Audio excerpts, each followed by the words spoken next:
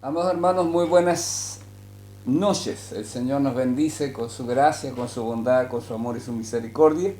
Y bienvenidos a este nuevo tiempo de estudio de la palabra del Señor, que estamos ya terminando casi al final del libro de Filipenses, la carta del apóstol Pablo a los filipenses. Así que como acostumbramos, vamos a pedirle al Señor que pueda bendecirnos con su gracia para poder estudiar la palabra, para poder sumergirnos un poco en ella y poder ser bendecidos con el estudio que juntos hacemos al Señor, a la palabra del Señor. Oremos a Dios. Padre querido, gracias por estar aquí, honramos tu nombre santo, confesamos tu gloria y pedimos, Señor, esa bendición tan maravillosa que es la bendición que viene de ti, Padre, esa iluminación del Espíritu para poder entender, porque dice que las cosas del Espíritu se han de discernir espiritualmente. Entonces necesitamos, Dios, de tu presencia, de tu obrar y tu fluir. Te agradecemos todo dándote gracias en el nombre de Jesús. Amén y amén. Vamos entonces al libro de Filipenses capítulo 4. Aquí dice la palabra, voy a leer del 1 al 7, cuando dice: así que, hermanos míos, amados y deseados, gozo y corona mía, estad así firmes en el Señor, amados. Ruego a Evodia y Síntique que sean de un mismo sentir en el Señor. Asimismo te ruego también a ti, compañero fiel, que ayudes a estas que combatieron juntamente conmigo en el Evangelio, con Clemente también, y los demás colaboradores míos cuyos nombres están en el libro de la vida. Regocijaos en el Señor, siempre. Otra vez digo, regocijaos. Vuestra gentileza sea conocida de todos los hombres, el Señor está cerca. Por nada estéis afanosos, si no sean conocidas vuestras peticiones delante de Dios, en toda oración y ruego, con acción de gracias. Y la paz de Dios, que sobrepasa todo entendimiento, guardará vuestros corazones y vuestros pensamientos en Cristo Jesús. Dios bendiga esta palabra entonces en nuestros corazones. Así que ya conecta con lo que está diciendo anteriormente el apóstol Pablo. Así que, y entonces se refiere a estas personas como hermanos míos y los califica como amados, deseados, gozo y corona mía. ¿Ya? Así lo ve el apóstol. Esta es una iglesia, como hemos hablado ya, que el apóstol amaba mucho, ¿verdad? Y que esta iglesia también era una iglesia que llevaba gozo delante del Señor constantemente, de Pablo, perdón, en medio de sus prisiones, sus dolores, sus angustias. Qué importante, hermanos, es poder que nuestras vidas puedan llevar gozo a otro, ¿verdad? Que nuestras vidas sean gratas y alguien se regocije y diga: yo sembré una palabra y veo el fruto en esta persona. Es lindo eso, obviamente que sí, porque la Escritura dice que con esperanza debe sembrar el que lleva la preciosa semilla. Entonces Pablo dice que ellos son amados, él deseaba estar con ellos y eran un gozo, le traían gozo al apóstol saber de estos amados hermanos. Pero hay una palabra interesante aquí, que él dice que ellos son la corona de él, la corona. Ahora, los estudiosos dicen que hay dos palabras que se traducen como corona desde el griego, y una es una que la palabra es diadema, ¿ya? Pero que no es la palabra que está aquí, sino que la palabra que está aquí es Estefanos, ¿ya? O Estéfanos, ¿ya? Entonces, porque la corona que es diadema tiene que ver con la coronación de un rey. Cuando un rey tiene una corona, esa corona en griego es diadema. Pero en este caso Pablo no usa eso, sino que usa Estefanos, ¿ya? ¿Qué quiere decir eso, hermano? Que describía la corona que recibía un atleta que había ganado una carrera, ¿verdad? Esa corona que le ponían de laurel en el mundo griego, ¿ya? Esa es la corona que el apóstol está diciendo que son estos hermanos para él, ¿ya?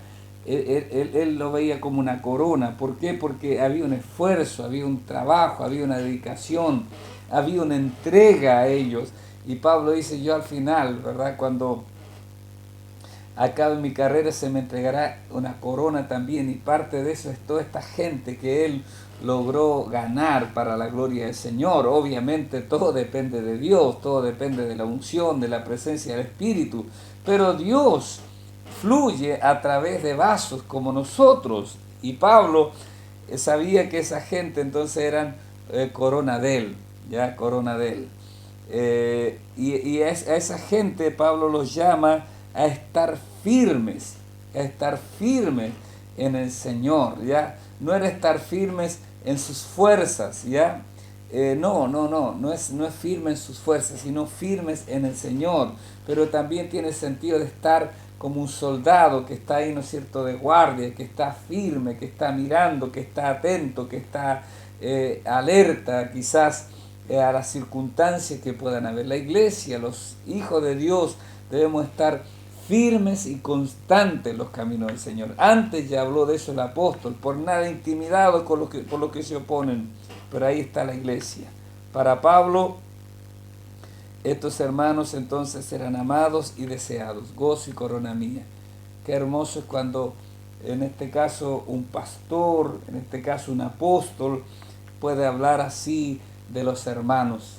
No era lo mismo que Pablo podía hablar, por ejemplo, de los hermanos de Corinto, ¿ya? Era diferente, pero aquí es una iglesia que lleva tanta satisfacción, tanto gozo al corazón de este apóstol que está prisionero por la causa del Señor. Y dice Pablo aquí entonces que él, a través de esta carta, también da un instructivo hacia dos personas, que son dos al parecer mujeres. Una se llama Evodia y otra se llama Síntique.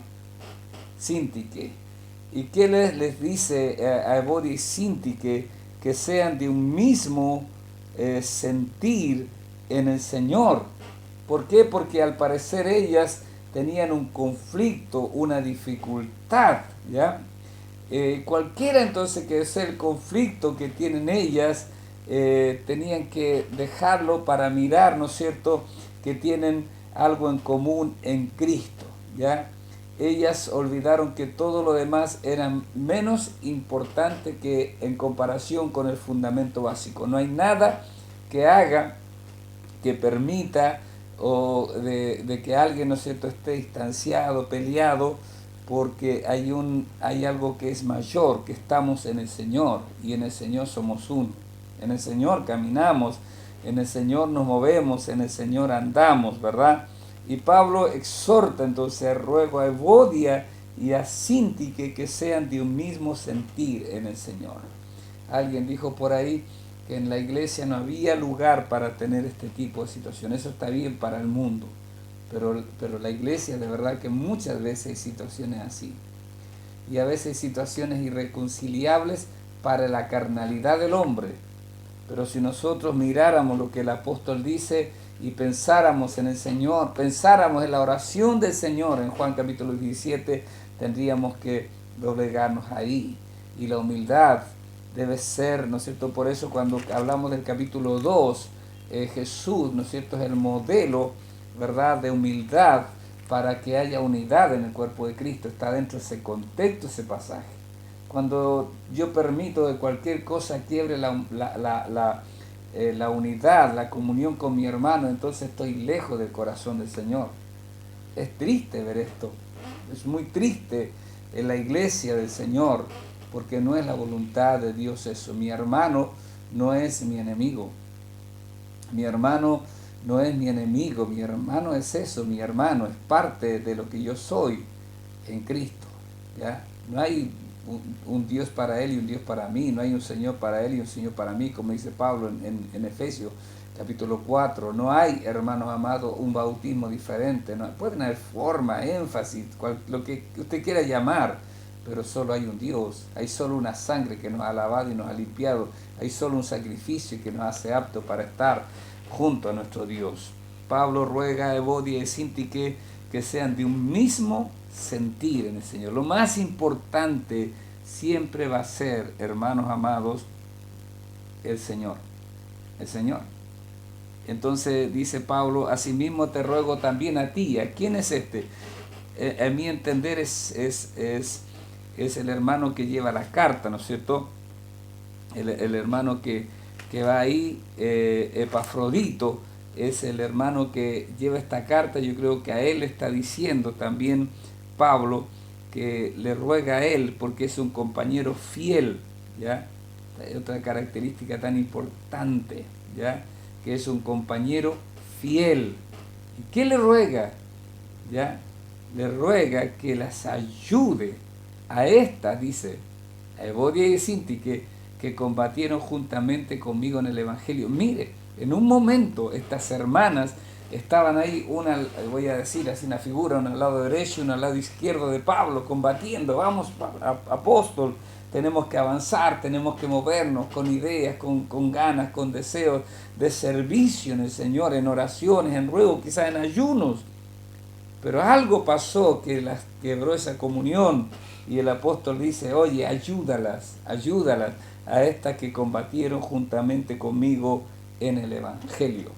Ahí está lo que pide el apóstol. El apóstol, no debemos nunca olvidar que él está tras las rejas, digamos, está preso, está en cadenas, está sin libertad, pero él está rogando por estas personas y se toma el tiempo de pedirle a este compañero fiel que las ayude y les recuerde, quizás que se acuerden que combatieron juntas en el Evangelio, Y después dice, con Clemente también y los demás colaboradores míos, cuyos nombres están escritos en el libro de la vida. ¿Quién es este Clemente? No lo sabemos. Se dice que hay muchos Clementes que están ahí en la Biblia. Amén. Si usted tuviera que ser recordada, ya, o yo tuviera que ser recordado, ¿cómo le gustaría ser recordado? ¿Con la actitud de Evodia y Sintique? Como Epafrodito, este compañero fiel que Pablo tiene confianza y le dice ayúdalas, o le gustaría ser recordado como Clemente o como esos colaboradores de Pablo. Con nosotros nuestras acciones de hoy día será como se nos recuerde mañana. Lo que es mi testimonio hoy día, lo que yo haga, las acciones de hoy día será mi testimonio de mañana. Ser una persona humilde, guiada por el Señor, inspirada por Dios, que los demás vean a Cristo en mí, en mis acciones, en mis actos, o ser una persona que me dejaré llevar simplemente por la ira, por la molestia, por el dolor, por lo que sea que vino esta división al corazón de estas amadas hermanas. Amén. Ahora Pablo, verso 4 dice, aquí, hermanos amados, el verso 4, el apóstol dice, regocijaos en el Señor siempre. Otra vez os digo, regocijaos. Pablo está en la cárcel, pero está regocijándose. Hay tantos momentos donde Pablo usa, ¿no es cierto?, la palabra gozo en esta carta, que ya lo dijimos antes.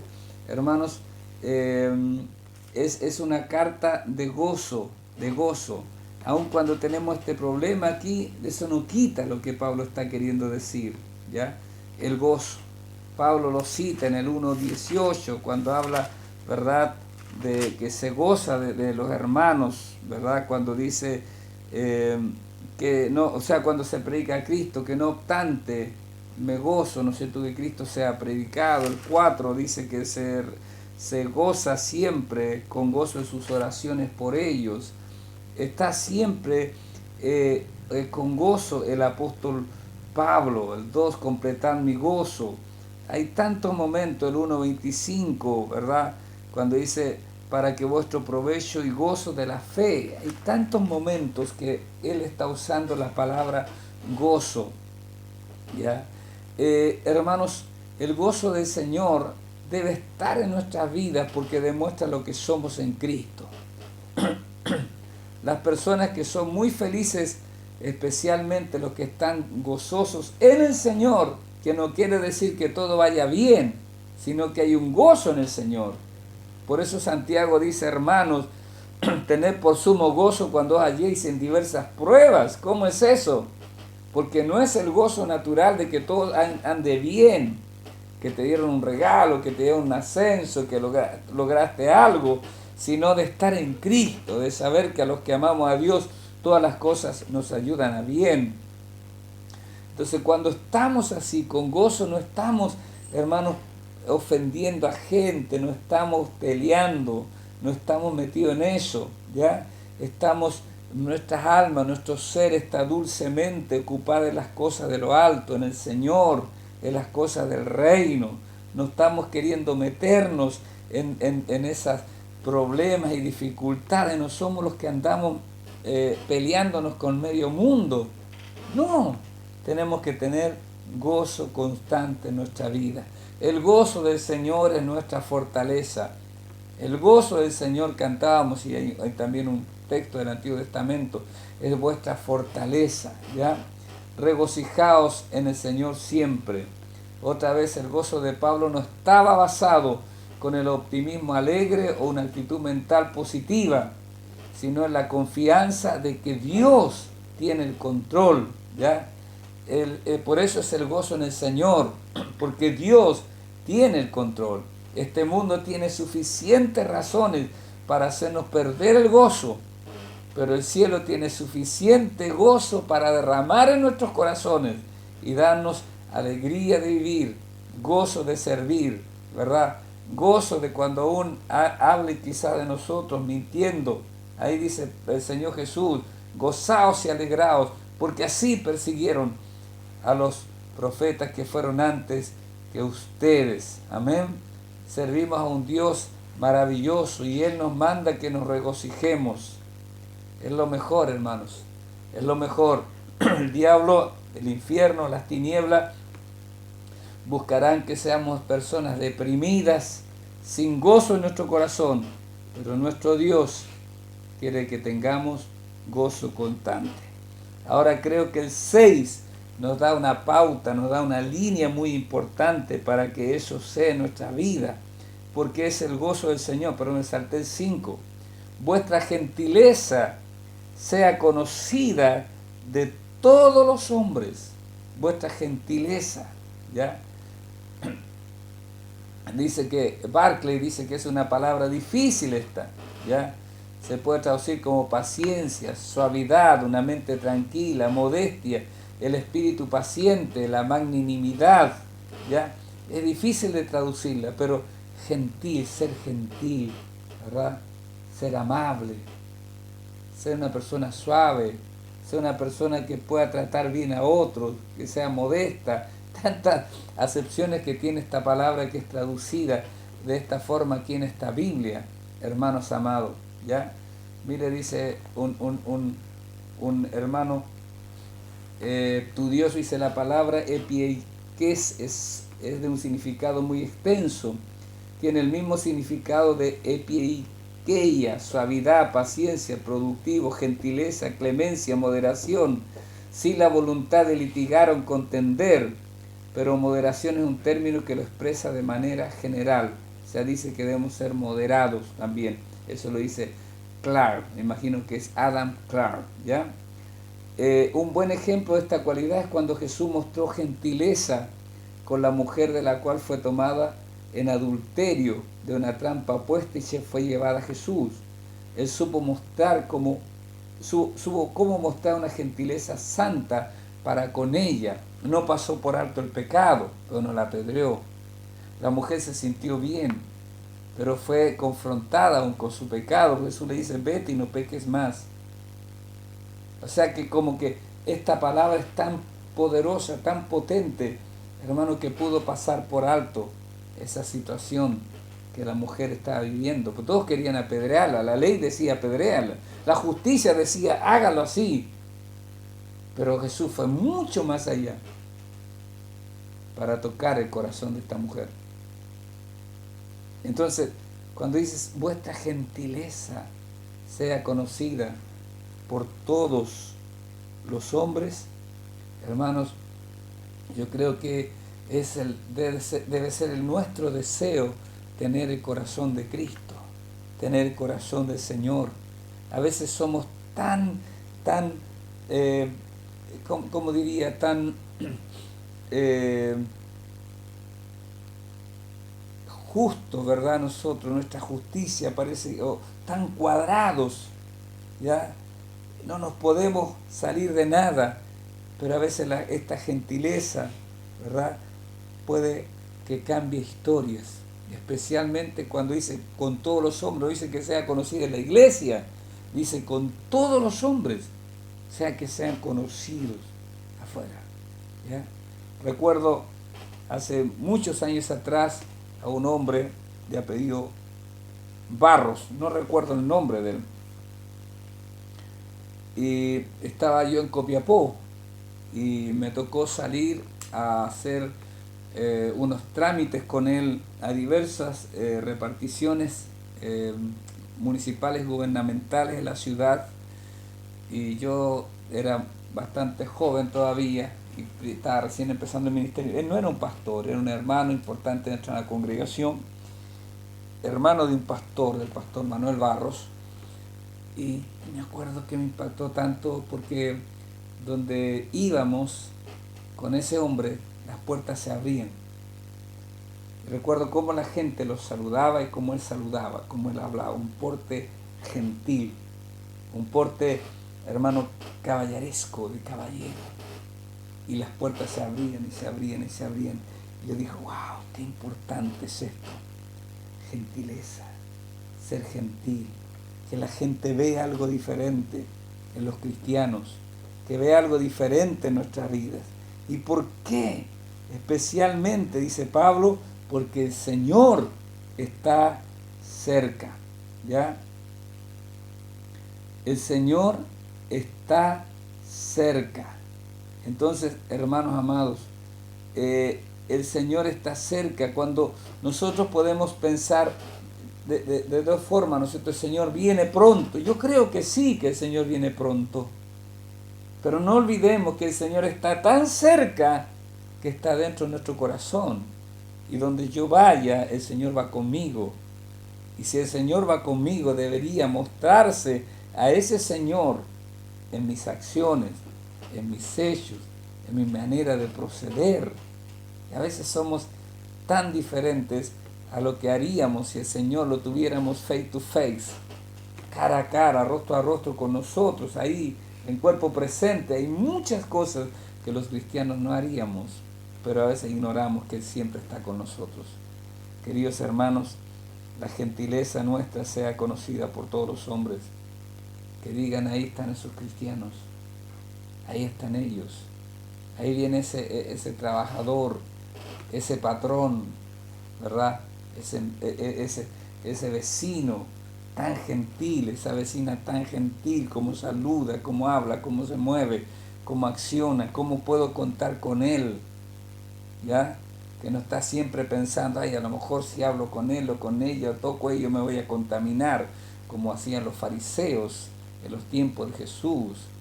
Pero la gentileza de Jesús lo llevaba a comer y a estar con gente diferente, y lo criticaban por eso, pero el Señor estaba con ellos, pero jamás se contaminó, porque su corazón era santo y era puro.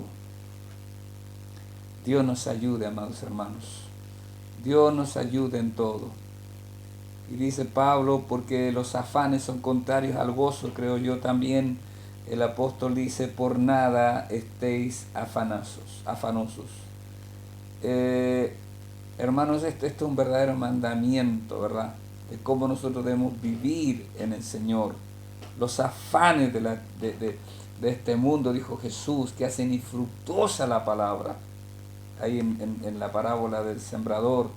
Hermanos amados, bueno, alguien me dirá, pero es que todavía no conocen al Señor.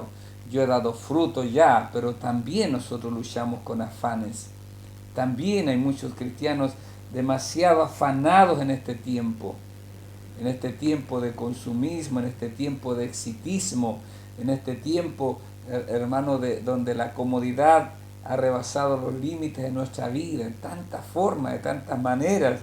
Hermanos amados, vivimos tan afanados tantas veces, tan afanados, pero la Escritura dice, por nada estéis afanosos. Jesús combatió los afanes, diciendo ahí, el libro de Mateo capítulo 6, cada día tendrá su propio mal. No os afanéis por el día de mañana, no se afanen por lo que han de comer, lo que han de vestir. Pareciera que lo dijo para ese siglo y no para este.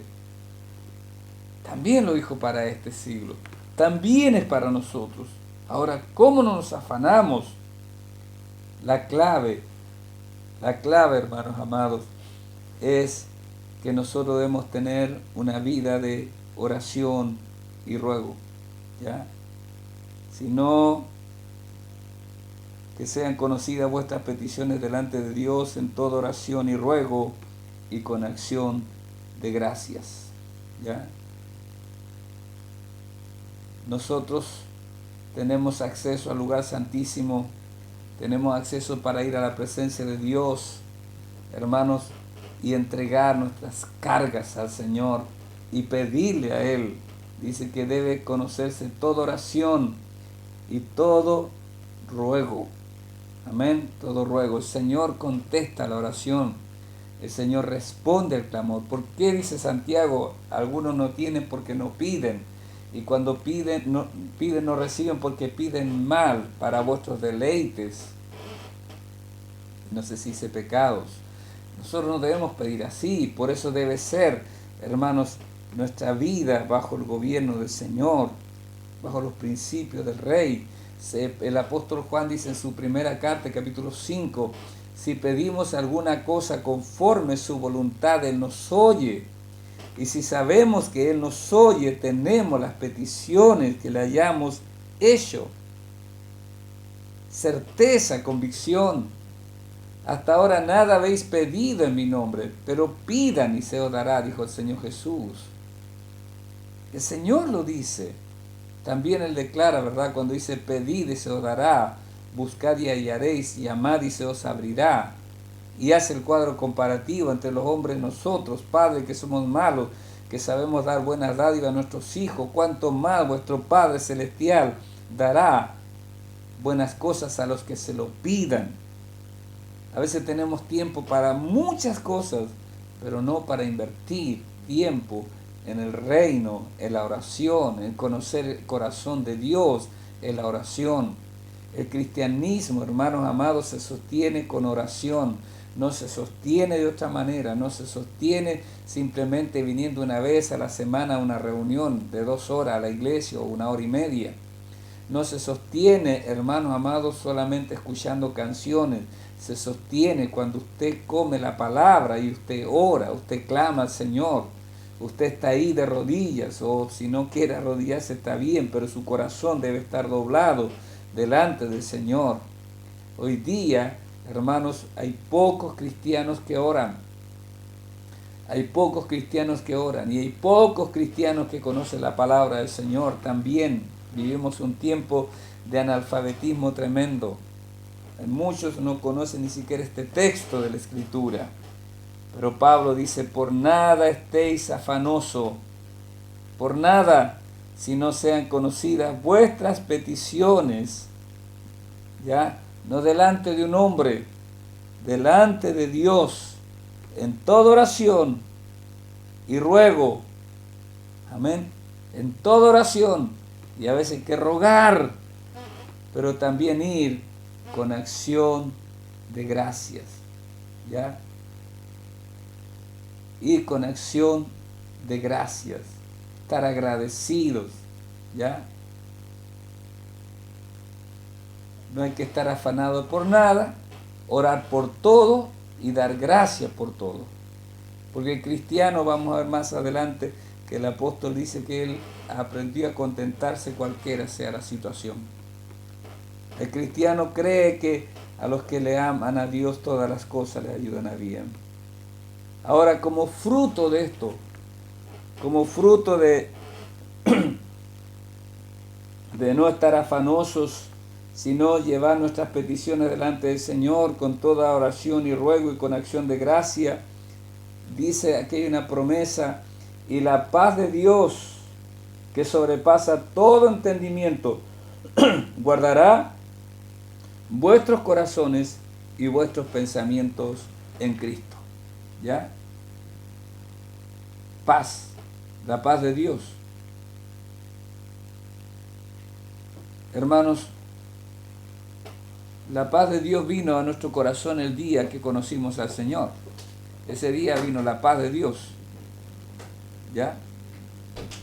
Pero a veces perdemos la paz porque nos llenamos de afanes, de los conflictos de la vida. Pero Dios no quiere que estemos así. Porque Jesús dijo, mi paz os dejo, mi paz os doy. Yo no se la doy como el mundo la da. No se la doy así. Porque la paz de Dios no tiene que ver, hermanos, sencillamente con que no hayan dificultades, no hayan problemas. O sea que una persona que ora perfectamente puede tener paz aunque no venga la respuesta inmediatamente. Y no solamente porque está pensando que Dios va a cambiar la historia, sino porque la paz de Dios llegó a gobernar su vida, llegó a gobernar su corazón. O sea que orar, clamar, entregar la carga a Dios, hermano, no solamente es por la respuesta positiva de Dios hacia nuestra vida, sino básicamente porque el acto de fe, de ir a los pies del Señor, entregar la carga al Señor, con acción de gracia y decir, Dios, tú toma el control de esta situación, va a traer como fruto primero que la paz que se había ausentado de mí, va a llenar mi corazón y va a guardar mi pensamiento, guardará mi pensamiento y mi corazón, todo de nuevo en Cristo, porque para los cristianos todo está en Cristo. Todo está en el Señor, todo está en Él, todo está en Cristo. No es nuestra capacidad, nosotros no hacemos la paz, un hombre no puede darle la paz, es Dios el que le dará la paz. Él guardará vuestros corazones y vuestros pensamientos. Dice que la palabra guardará habla de una acción militar. Esto es algo que la paz de Dios hace por nosotros. Es una paz que guardará la mente y el corazón. Porque cuando usted no tiene paz en su corazón, ¿qué hay? Cuando no hay paz en la mente, ¿qué hay? Pensamientos vienen, vienen. Y hay un torbellino en su mente. Le duele, se le complica, ¿verdad? Las entrañas ahí, las emociones se complican. Perdemos, ¿ya? La paz. Cuando perdemos la paz ocurre eso. Pero dice que la paz de Dios vendrá y guardará el corazón y el pensamiento en Cristo. Porque la paz de Dios no significa ausencia de conflicto. No significa que esté todo tremendamente tranquilo. Significa que Dios tiene el control. Es creer que Dios tiene el control. Es creer. Por eso Pablo dice, ¿quién me puede separar del amor de Dios? Que es en Cristo Jesús, tribulación, persecución, hambre, peligro, desnudez, espada, hambre, nada, dice. Nada puede hacerlo. Por eso tenía paz. Todos en la tormenta, en el mar, cuando Pablo va camino a Roma, tenían desesperación, pero Pablo tenía paz. Paz. Pues la paz no es ausencia de conflicto, es saber que tiene el control. Pablo decía, por ejemplo, para mí el vivir es Cristo y el morir es ganancia. Y escribía, ¿no es cierto? Pues si vivimos para el Señor, vivimos, y si morimos para el Señor, morimos. Sea pues que vivamos o que muramos, somos del Señor. Él tenía su vida en el Señor, su confianza puesta en el Señor. Dígame una cosa, ¿quién puede derrotar a Pablo? ¿Quién puede derrotar a ese hombre? Nadie. El hambre no lo derrota. Los golpes no lo derrotaron. Nada. ¿Sabe por qué? Porque él estaba en Cristo. Ahí está. La paz de Dios guardará vuestro corazón. Hoy día hay tantos cristianos buscando aditivos en su vida porque han perdido la paz. Dice que alguien dijo, queremos que haya un cuadro en determinado lugar acerca de la paz, y llamaron a expertos ahí, pintores, artistas, para pintar un cuadro de la paz. Entonces, un hombre muestra su cuadro de la paz, están todos cubiertos, muestra un cuadro de la paz y abre el telón y se ve un cuadro inmenso, bonito, lindo, bonitos colores. Era una marina, ¿verdad? El mar, una playa paradisíaca, casi sin olas el mar y unas gaviotas que apenas aletean ahí en el cielo. Y él dijo, eso es paz, es tranquilidad absoluta. Y fueron mostrando varios cuadros así donde no había nada que amenazara aparentemente esa paz. Pero llegan a otro cuadro, lo abren y encuentran un árbol grande, nubes oscuras en el cielo, lluvia, truenos,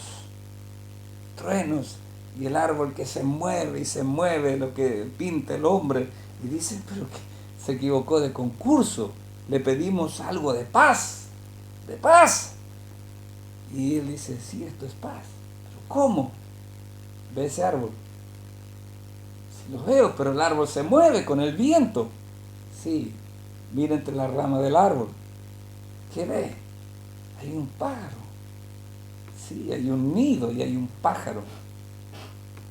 ¿Qué tiene que ver eso con la paz? Vea debajo de las alas de ese pájaro y va a encontrar que hay un pajarito que en medio de la tormenta, que en medio de la dificultad, tiene paz. ¿Por qué tiene paz? Porque está bajo las alas de su madre. Creo que la paz de Dios es eso, es sabernos, es sentirnos que estamos bajo la sombra del Omnipotente. Como dijo Jesús, están en el hueco de mi mano, nadie los arrebata de ahí. Paz. Es que las circunstancias, pero hay un Dios más grande que las circunstancias. Más grande. Esa es la paz de Dios. Eso es lo que Pablo dice. Oigan, no estén afanosos. No. No estén así. Lleven sus peticiones, lleven su necesidad delante de Dios, porque ante Dios oramos, no ante los hombres, no ante un hombre. Algunas personas me han dicho a mí, pastor, ore usted, que Dios lo escucha más a usted. ¿Y por qué tiene que escucharme más a mí? Si usted es hijo de Dios, si usted es una hija de Dios. Ore usted que está más cerca de Dios. ¿Y por qué yo voy a estar más cerca? Si todos tenemos el mismo entrada al lugar santísimo, tenemos la misma invitación.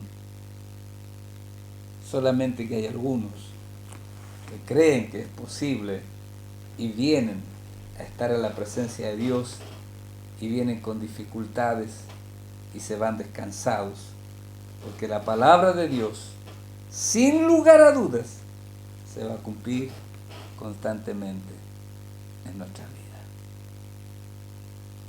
En el momento más difícil que me ha tocado vivir en mi vida, en un momento de tanto dolor, de tanta incertidumbre, lloraba aquí en este lugar, clamaba a Dios, ¿por qué no decir, gritaba en momentos delante del Señor?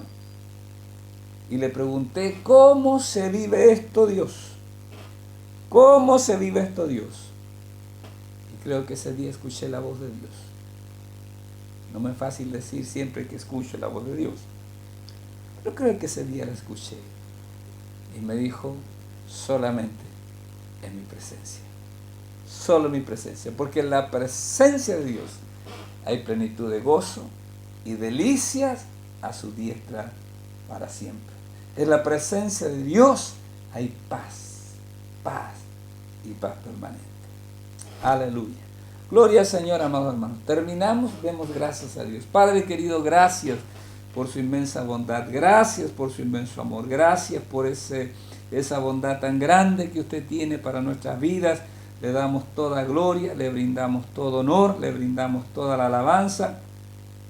le brindamos toda la adoración y toda la exaltación. Y te damos todo honor, toda alabanza a ti, Padre, en el nombre de Jesús. Si hay alguien que está con afanes, si hay alguien que ha perdido la paz, pido que ahora mismo usted le toque, le alcance y ministre esa vida para que sea alentado, fortalecido e inspirado en tu presencia y pueda ver, Padre, cómo tú haces renacer paz en su corazón. A usted damos gloria en el nombre de Jesús. Amén y amén. Dios les bendice, amados hermanos. No olvide conectarse aquí a estos estudios los días miércoles a las 20 horas. Un abrazo grande. Próxima semana, de la gracia de Dios, terminamos el libro de Filipenses y nos aprontamos para otro libro de la Escritura.